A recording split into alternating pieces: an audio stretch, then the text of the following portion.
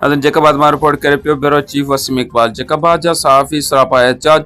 सिंध में सहाफ़ी अदम तहफ़्फ़ुज़ जो शिकार। ज़िला जैकाबाद डिस्ट्रिक्ट प्रेस क्लब के सहाफ़िन समेत ॿियनि सहाफ़िन मीरपुर माथेलो में सहाफ़ीअ जे क़त्ल ख़िलाफ़ एहतजाजी रैली डिस्ट्रिक्ट प्रेस क्लब खां शहीद आला बख्श सूमरो पार्क ताईं कढी वई। रैली एडवोकेट अब्दुल हई सूमरो, अवामी मीडिया प्रेस क्लब के सदर नदीम लाशारी, सहाफ़ी रजब ज़हरी, सहाफ़ी फरीद इलाही जखरो ऐं ॿियनि जी अॻवानी में ज़रे प्रेस क्लब खां शहीद आला बख्श सूमरो पार्क ताईं कढी वई। एहतजाजी रैली कंदड़नि जे हथ में प्ले कार्ड खणी सिंध पुलिस खिलाफ़ सख़्त नारेबाज़ी कई वई। सहाफ़ी नसरुल्लाह गडाणीअ खे ॾींहं ॾिठे गोलियूं हणी ज़ख़्मी कयो पियो वञे पर जवाबदार गिरफ़्तार न थी सघिया। आज़ाद सहाफ़त ते हमला कंदड़ मुल्क दुश्मन आहिनि, कंहिं फौरी तौर गिरफ़्तार कयो वञे।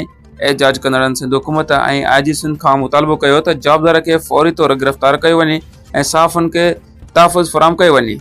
हुकूमत जी ज़िम्मेवारी आहे त सहाफ़ियुनि खे तहफ़्फ़ुज़ ॾिनो वञे।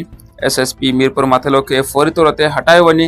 एहतजाज कंदड़नि जो चवणु हो त सहाफ़ियुनि खे तहफ़्फ़ुज़ फ़राहम कयो वञे, न त ॿी सूरत में एहतजाज जो दायरो मज़ीद वधायो वेंदो।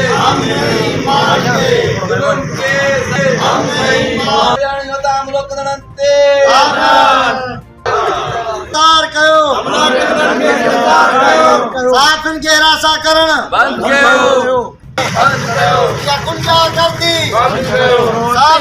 कयो।